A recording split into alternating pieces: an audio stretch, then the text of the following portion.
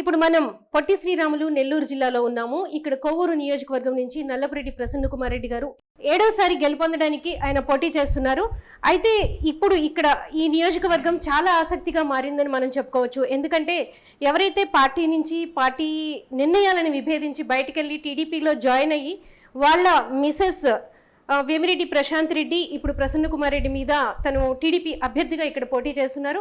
So ఇది చాలా రాష్ట్రంలోనే చాలా హాట్ సీట్గా ఇప్పుడు మారిపోయిందని మనం చెప్పుకోవచ్చు. ఎందుకంటే రీసెంట్గా వస్తున్న కామెంట్స్ కావచ్చు, ఏవైనా కూడా ఎలాగైనా సరే నెల్లూరు జిల్లాని కైవసం చేసుకోవడానికి వేమిరెడ్డి ప్రభాకర్ రెడ్డి కుటుంబం ఇప్పుడు ప్రయత్నిస్తుందని చెప్పుకోవచ్చు. ఈ నేపథ్యంలోనే ఈయన మీద పోటీ చేస్తున్నారు.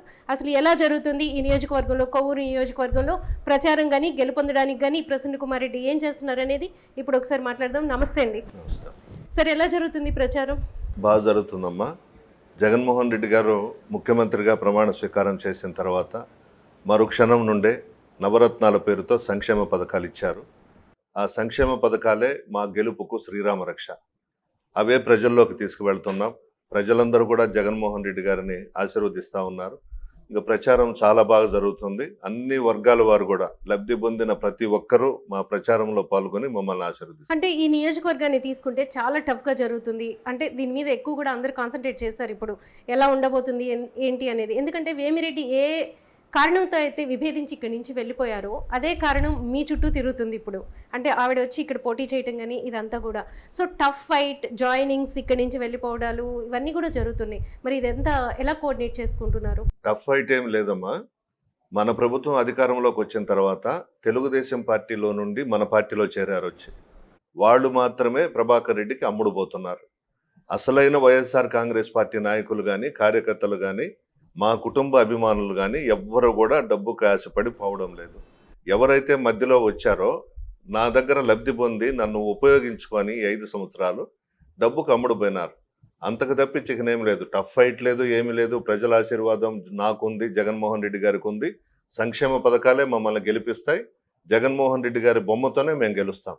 అయితే 2019 ఎన్నికల తర్వాత మీరు గెలిచిన తర్వాత మీరు చెప్తున్నట్టు ఎవరినైతే టీడీపీ నుంచి ఇటు వచ్చి మీ దగ్గర ప్రయోజనాలు పొందారో వాళ్ళే వెళ్ళారని చెప్తున్నారు. ఆ సమయంలో మీరు మీతో ఉన్న వాళ్ళని, వైసీపీతో పనిచేసిన వాళ్ళని కొంత నెగ్లెక్ట్ చేశారన్న భావన కూడా మీ కార్యకర్తల్లో ఉంది. సో దాన్ని ఎలా సరిదిద్దుకుంటారు? లేదమ్మా, వాళ్ళకి చెప్పే తీసుకున్నాము. అందరం కూర్చొని మాట్లాడుకొని వాళ్ళని తీసుకున్నాము. బట్ ఈ పని చేస్తారని చెప్పి అనుకోలేదు. అది అవాస్తవం. అందరం కలిసి మాట్లాడుకునే తీసుకున్నాం. సో ఈమె వచ్చిన తర్వాత అంటే ఇక్కడ సినిమా ఎలా ఉంది అంటే చాలామందిని ఆకర్షించడం కానీ, లేకపోతే ఆపరేషన్ ఆకర్ష్ బాగా జరుగుతున్నట్టుంది మీ నియోజకవర్గంలో. సర్పంచులు కానీ ఇలాంటి వాళ్ళందరూ కూడా ఎక్కువగా వెళ్తున్నారు. సో అది ఎంతవరకు మైనస్ అవుతుంది అనుకుంటున్నారు మీ పార్టీకి? డబ్బుకు అమ్ముడు పోయే వాళ్ళని ప్రజలు లెక్క చేయరమ్మా. ప్రజల ఆశీర్వాదం మాకుంది. ఎంతమంది డబ్బులకు అమ్ముడు పోయినా, వాళ్ళు వెళ్ళిపోయినా నాకేం నష్టం జరగదు, పార్టీకి ఏం నష్టం జరగదు. ఆ అమ్మాయి కూడా నడమంత్రపు సిరి. ప్రభాకర్ రెడ్డి గారిని వివాహం చేసుకున్నాక ఆమె కోటేశ్వరరాలు అయింది. అంతకు తప్పించి ఆమెకు అసలు రాజకీయ ఓనమాలు కూడా తెలియవు. డబ్బుతో గెలవచ్చు అనుకుంటున్నారు, డబ్బుతో ఏమైనా చేయొచ్చు అనుకుంటున్నారు. అది కోవూరు నియోజకవర్గంలో జరగదు. చాలా చైతన్యవంతమైనటువంటి. జస్ట్ ఎలక్షన్ ముందు వరకు కూడా వాళ్ళు మీ పార్టీలోనే ఉన్నారు, మీ పార్టీలోనే పనిచేశారు. అంటే వాళ్ళు కూడా ఆ క్రెడిట్ని తీసుకుంటారు కదా, ఇక్కడ జరిగిన అభివృద్ధి కావచ్చు, ఏదైనా కావచ్చు. 2 విషయాల్లో జగన్మోహన్ రెడ్డి గారిని వదిలి వెళ్ళిపోయినారు. ఒకటి, నెల్లూరు టికెట్ ముస్లిం మైనారిటీలకు ఇచ్చాడు. 2, కందుకూరు బీసీ సామాజిక వర్గానికి సంబంధించిన వ్యక్తికి ఇచ్చాడు. ఈ వేమిరెడ్డి ప్రభాకర్ రెడ్డి ఈ 2 చోట్ల కూడా రెడ్లను ప్రపోజ్ చేశాడు. దానికి జగన్మోహన్ రెడ్డి గారు ఒప్పుకోలేదు. నేను ఒక బీసీకి ఇవ్వాలి, ఒక ముస్లిం మైనారిటీ సోదరుడికి ఇవ్వాలి అన్న దాంతోనే ఆయన విభేదించి బయటకు వెళ్ళిపోయినాడు మనల్ని వదిలి. అంతకు మించి ఇంకొకటి కాదు. ఈ నియోజకవర్గంలో చాలా వరకు అంటే అభివృద్ధి కార్యక్రమాలు కావచ్చు, ఏవైనా కూడా 6 సంవత్సరాల నుంచి టీడీపీలో కావచ్చు, వైసీపీ నుంచి కావచ్చు, మీరే ఎమ్మెల్యేగా ఉన్నారు. అంటే మధ్యలో టీడీపీ వచ్చినప్పటికీ కూడా. సో ఎంతవరకు అభివృద్ధి కార్యక్రమాలు జరిగినాయి? అవి ఇప్పుడు మీకు ఎంతవరకు మేలు చేయబోతున్నాయి మీ కుటుంబానికి? బుచ్చిరెడ్డిపాళెం నగర పంచాయతీ చేయించానమ్మా, మున్సిపాలిటీ చేయించాను. రాష్ట్రంలో మన ప్రభుత్వం అధికారంలోకి వచ్చినాక 10 ఇచ్చారు స్టేట్లో. 10లో బుచ్చిరెడ్డిపాళెం ఇచ్చారు నెల్లూరు జిల్లాలో. బుచ్చిరెడ్డిపాళెం నుంచి సంఘం వాటర్ స్కీమ్ ఒకటి శాంక్షన్ చేయించాను. 85 crores అది. బుచ్చిరెడ్డిపాళెం నగర పంచాయతీలో 10,650 కనెక్షన్స్ ఇస్తున్నాం. ప్రతి ఇంటికి ట్యాప్ ఇస్తున్నాం. టెండర్స్ కూడా అయిపోయినాయి, పని జరుగుతూ ఉంది. సెంట్రల్ లైటింగ్ పెట్టించాను, సిమెంట్ రోడ్స్ వేసాము, సైడ్ డ్రైన్స్ చేశాము, బుచ్చిరెడ్డిపాళెం నగర పంచాయతీ రూపురేఖలు మార్చాను. అదేవిధంగా సబ్మర్సిబుల్ కాజ్వే ముదివర్తిపాళెం మధ్య 95 crores అది కూడా ఇచ్చారు సీఎం గారు. అది కూడా టెండర్స్ అయినాయి, వర్క్ పని జరుగుతూ ఉంది. రైతులకు మంచి ఉపయోగం అమ్మా అది. సో అభివృద్ధి కార్యక్రమాలు చేశాము. వాటికి తోడు జగన్మోహన్ రెడ్డి గారు ఇచ్చిన నవరత్నాలు చాలా బాగా జరిగాయమ్మా. దాదాపు 1000 కోట్లకు పైన సంక్షేమ పథకాలకి ఫండ్స్ ఇచ్చారు జగన్ గారు. అయితే ఇక్కడ చూసుకుంటే మీరు ఎప్పుడు చూసినా కూడా, ఎప్పుడు గెలిచినా కూడా దాదాపు 25,000 నుంచి 30,000 మధ్యలో మీ గెలుపు ఉంటుంది. మీకు అన్ని ఓట్లు మెజారిటీ మీకు వస్తుంది. అయితే ఓడిపోయినప్పుడు కేవలం 600 ఒకసారి, ఇంకొకసారి ఒక చాలా తక్కువ ఎడ్జ్తోనే మీరు ఓడిపోయారు 2 times కూడా. సో ఇప్పుడు ఎలా ఉండబోతుంది మీ మెజారిటీ మీద? అంటే అటువైపు నుంచి 1,00,000 మెజారిటీ వస్తుందని చెప్పేసి ప్రశాంతి రెడ్డి వైపు నుంచి వినిపిస్తున్నాయి. అందుకే చెప్పాను, ఓనమాలు కూడా తెలియవు రాజకీయాల్లో ప్రశాంత్ రెడ్డికి అని. ఆడ ఉండేదే 2,62,200 ఓట్లు. 1,00,000 ఎట్లా వస్తాయమ్మా? ఎన్ని పోల్ అవుతాయి? పోల్ అయితే బహుశా 1,20,000 1,30,000 పోల్ అవుతాయి. ఆమెకి అసలు 1,00,000 ఎట్లా వస్తాయమ్మా? అక్కడే అర్థమవుతుంది ఆమెకి రాజకీయ అవగాహన ఏ విధంగా ఉందో. నేనైతే ఒకటమ్మా, నేను తప్పకుండా గెలుస్తున్నాను, దీంట్లో ఇంకొకటి లేదు. మెజారిటీ మాత్రం చెప్పను. అది ప్రజా కోర్టులో తీర్పు వాళ్ళు ఇస్తారు. వాళ్ళ ఆశీర్వాదం నాకుంది. విజయం అయితే నాదే కోవూరు నియోజకవర్గం. అర్ధబలం బాగా ఉంది, వాళ్ళు బాగా వెదజల్లుతున్నారని టాక్స్ కూడా అంటే నియోజకవర్గంలో తిరిగినప్పుడు కూడా వినిపిస్తున్నాయి. ఎంత లేదన్నా డబ్బులు తీసుకుంటే వేయకుండా ఎందుకుంటారు వాళ్ళకు ఓట్లు అని మీరు అనుకుంటున్నారు? వెయ్యరమ్మా, డబ్బులు తీసుకుంటారు. నేను కూడా ప్రతి ఊర్లో ప్రతి మీటింగ్లో చెప్తున్నాను, 5,000 ఇస్తారంట ఓటుకి, తీసుకోండి, ఓటు మాత్రం ఫ్యాన్ గుర్తుకేయమని చెప్తున్నాను. ఖచ్చితంగా అదే జరుగుతుంది. అందులో కోవూరు అంటేనే చైతన్యవంతమైనటువంటి నియోజకవర్గం. జిల్లాలోనే ఒక గుర్తింపు ఉంది కోవూరుకి. చాలా మంచి వ్యక్తులమ్మా అక్కడంతా. అదే కమ్యూనిస్ట్ పార్టీ ప్రభావం కూడా ఎక్కువ ఉంది కాబట్టి వాళ్ళ నుంచి సపోర్ట్, వాళ్ళు కాంగ్రెస్కి చేస్తున్నారు కదా, ఎక్కువ కమ్యూనిస్ట్ ప్రాతినిధ్యం ఉన్న ప్రాంతం కూడా మీ దాంట్లోనే ఉంది. సో వాళ్ళ సపోర్ట్ అక్కడ కార్యకర్తలు కావచ్చు, వాళ్ళ నుంచి ఎలా ఉంటుంది? నాకు తెలిసి వాళ్ళ ఆశీర్వాదం కూడా నాకే ఉంటుందమ్మా. అందరితో బాగుంటాను. ఎమ్మెల్యే అని చెప్పేసి పొగరు కానీ గర్వం కానీ చూపించను. అన్ని పార్టీలు వాళ్ళతో సఖ్యతగా బాగుంటాను. వాళ్ళు ఏమి అడిగినా కూడా చేసి పెడుతుంటాను. అందువల్ల వాళ్ళు బయటపడకపోయినా వాళ్ళ మనసులో మాత్రం నేను ఉంటానని అనుకుంటున్నాను.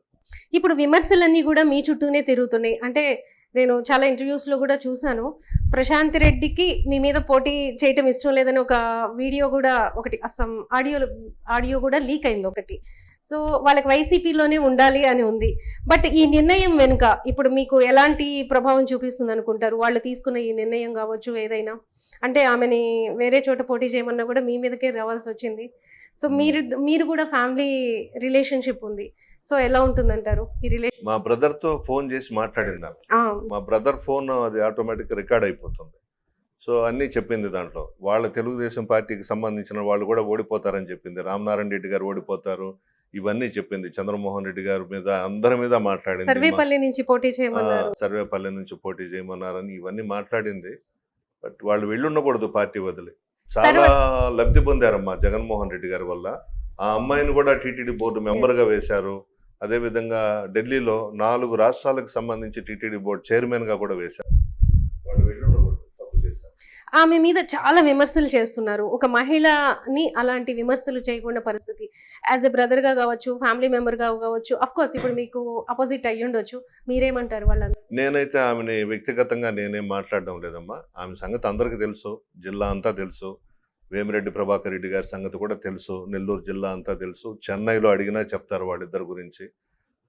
ఒక ప్రముఖ రాజకీయ కుటుంబానికి సంబంధించిన వ్యక్తి తమిళనాడులో ఇప్పుడు అధికారంలో ఉన్నాడు, చాలా పెద్ద స్థాయిలో ఉన్నాడు. ఆయన్ని కానీ అడిగితే వీళ్ళిద్దరు భోగోతం అంతా కూడా బయటకు వస్తుంది. ఇంకా అంతకన్నా మాట్లాడను. అంటే గత ఎన్నికల్లో కేవలం ఈ కుటుంబం వల్లే నెల్లూరుని ఏకఛత్రాధిపత్యంగా వైసీపీ సాధించుకోగలిగింది అని అన్నారు. అయితే ఇప్పుడు ఈ పార్టీ నుంచి వీళ్ళు వెళ్ళిపోతే ఎలాంటి అంటే ఆ మద్దతు కానీ ప్రజల నుంచి ఉంటుందా? వాళ్ళు డబ్బులు ఖర్చు పెట్టచ్చు, ఏదైనా చేయొచ్చు. ఇక్కడ సాయిరెడ్డి గారికి ఎలాంటి ఫైట్ ఉంటుంది పార్లమెంట్? 2019లో వేమిరెడ్డి ప్రభాకర్ రెడ్డిని చూసి మమ్మల్ని అందరినీ గెలిపించలేదమ్మా. అందరం గెలిచాం జిల్లాలో. కడప తర్వాత వైఎస్ఆర్ కాంగ్రెస్ పార్టీకి కంచుకోట మా జిల్లా. ప్రభాకర్ రెడ్డిని చూసి వచ్చింది ఏంది? జగన్మోహన్ రెడ్డి గారి బొమ్మ పెట్టుకొని గెలిచాం మేమంతా. మాది రాజకీయ కుటుంబం. 1961 నుంచి రాజకీయాల్లో ఉన్నాము, రాజకీయ కుటుంబం. అయినా నేనైతే చెప్తున్నా, జగన్మోహన్ రెడ్డి గారి బొమ్మ పెట్టుకొని 2019లో గెలిచాం. ఆయన్ని చూసి ప్రభాకర్ రెడ్డిని చూసి 10 నియోజకవర్గాలు వచ్చినాయనంటే మాత్రం అది హాస్యాస్పదం అమ్మ. కానీ క్రెడిట్ అంతా అటువైపుకే. మీకు కూడా తెలుసు రాజకీయ నాయకుడిగా ఇన్ని సంవత్సరాలు ఇక్కడ ఉన్నారు, పనిచేస్తున్నారు. సో ఆ క్రెడిట్ అంతా ఆయన వైపుకే టర్న్ అయింది. ఇప్పుడు ఆయన వెళ్ళినప్పుడు కూడా ఆ డిస్కషన్ జరిగింది, ఎలా ఉంటుందో మరి ఇప్పుడు అనేసి. ఏం లేదమ్మా, ఏం లేదు, జీరో అంతే. మా విజయసాయి రెడ్డి గారు వచ్చారు. ముఖ్యమంత్రి గారి నిర్ణయం మాత్రం చాలా గొప్ప నిర్ణయం, సాయన్నను పంపించడము. సాయన్న వచ్చిన తర్వాత మన పార్టీ క్యాడర్లో కూడా బాగా ఉత్సాహం వచ్చింది. ఎందుకంటే మంచి వ్యక్తి, అందరితో బాగుంటాడు, అందరినీ కలుపుకుపోతాడు. అందువల్ల ఏం భయపడాల్సిన అవసరంలే. నెల్లూరు పార్లమెంట్ గెలుస్తున్నాం, 7కి 7 అసెంబ్లీ స్థానాలు నెల్లూరు సిటీ అసలు లెక్కలోకి తీసుకోవట్లేదు. ఒకవేళ అది గెలిస్తే జగన్మోహన్ రెడ్డి 175 గెలిచినట్టు అనే 175 కామెంట్స్ కూడా వినిపిస్తున్నాయి. అది ఎలా సాధ్యం అవుతుంది? బయట కూడా సర్వేలందరూ కూడా నెల్లూరు కూడా మనమే గెలుస్తామని ఇస్తున్నారమ్మా. నెల్లూరు సిటీ ఎక్కడ ఇవ్వట్లేదు, జనాలు కూడా అదే మాట్లాడుకుంటున్నారు. మీరు ఎలా? అమ్మ, సంక్షేమ పథకాలు గెలిపిస్తాయమ్మా. ఈ నియోజకవర్గంలో మీ నియోజకవర్గానికి వస్తే ఈ నెక్స్ట్ అజెండా ఏంటి, ఏం చెప్పబోతున్నారు జనానికి, ఏం చేస్తామని చెప్తారు? జగన్మోహన్ రెడ్డి గారి మేనిఫెస్టో. నియోజకవర్గానికి ఒకటి ఉంటుంది. నియోజకవర్గానికి సంబంధించి సబ్మర్సిబుల్ కాజ్వే ఇంకా కూడా ఇంకొక 95 కోట్లు కావాలమ్మా, అది చేయిస్తాము. పైడేరు డ్రైన్ ఒకటి ఉందమ్మా, అది ఇంపార్టెంట్, దానికి కూడా ఒక 70 crores కావాలి. అదేవిధంగా పల్లెపాడు దగ్గర పెన్నాకు దానికి కూడా చేయించాలమ్మా, అది కూడా 100 కోట్లు అవుతుంది. ఈ పనులన్నీ కూడా ఖచ్చితంగా చేయిస్తాం. సో వాళ్ళకి ఓటేయకుండా మీకే ఓటేయాలి అంటే ఎలాంటి రీజన్స్ మీరు జనానికి చెప్తారు మీ నియోజకవర్గంలో? సంక్షేమ పథకాలు, సీఎం గారు ఇచ్చినటువంటి నవరత్నాలు దాదాపు 33 పథకాలు ఇచ్చారమ్మా. 33 పథకాలకి ఒక్కొక్క పేరు పెట్టారు. దాదాపు 3 లక్షల కోట్లకు పైగా ఇచ్చారు. రాష్ట్రంలో ఆర్థిక పరిస్థితి బాగలేకపోయినా స్టేట్ అంతా కూడా సంక్షేమ పథకాలు ఇచ్చారు. అవే మా గెలుపుకు శ్రీరామ రక్ష, అవే ప్రజల్లోకి తీసుకెళ్తున్నాం. ఉదాహరణకు అమ్మఒడి, ఆసరా, చేయూత, 0 వడ్డీ, రైతు భరోసా, విద్యా దీవెన, వసతి దీవెన, ఇవన్నీ కూడా ఫీజు రియంబర్స్మెంట్ కానీ అన్ని. ఆరోగ్యశ్రీ 5 lakhsది 25 lakhs చేశారమ్మా, అది కూడా చాలా ప్లస్. మాకు చాలా హ్యాపీగా ఉన్నారు ప్రజలందరూ కూడా. అన్ని వర్గాల వారు మరలా జగన్మోహన్ రెడ్డి గారిని ముఖ్యమంత్రి పీఠంలో కూర్చోబెట్టబోతున్నారు. Thank you so much sir. చాలా బిజీ షెడ్యూల్లో కూడా మనకి ఇంటర్వ్యూ ఇచ్చారు. నేను నిన్న ప్రచారం చేసేటప్పుడు నియోజకవర్గంలో తిరిగాను. చాలామంది వృద్ధులు చెప్తున్నారు, అంటే నేను అడిగాను మామూలుగా, ఏంటి ఎవరికి వేయబోతున్నారు, ఎవరికి మీ సపోర్ట్ ఉండబోతుంది, ఆవిడ ప్రశాంత్ రెడ్డి కూడా వచ్చారు కదా అని అడిగితే మేము జగన్తో ఉన్నాము అని చెప్తున్నారు. అంటే నేను అడిగా, ఏంటి మీటింగ్కి వచ్చారు కదా అందుకోసం మీరు చెప్తున్నారా అంటే, కాదు, ఆయన మాకు పెన్షన్స్ ఇస్తున్నారు, సంక్షేమ పథకాలు ఇస్తున్నారని జనం చెప్తున్నారు. అంటే వాళ్ళల్లో చాలా స్పష్టంగా ఉంది, అభ్యర్థి ఎవరు అనేది కాదు, జగన్మోహన్ రెడ్డి ఇస్తున్న సంక్షేమ పథకాలకు మాత్రం మేము ఓటేస్తామని చెప్తున్నారు ఇక్కడ ఉన్న జనం. So at the same time Prasanna Kumar Reddy గారి గురించి కూడా వాళ్ళు మాట్లాడుతూ, మాకు ఎప్పుడు అందుబాటులో ఉండే వ్యక్తి అని చెప్పేసి వాళ్ళ మనసులో ఉందనేది వాళ్ళతో మాట్లాడినప్పుడు మనకి చాలా స్పష్టంగా కనిపిస్తుంది. Thank you so much sir. Thank you.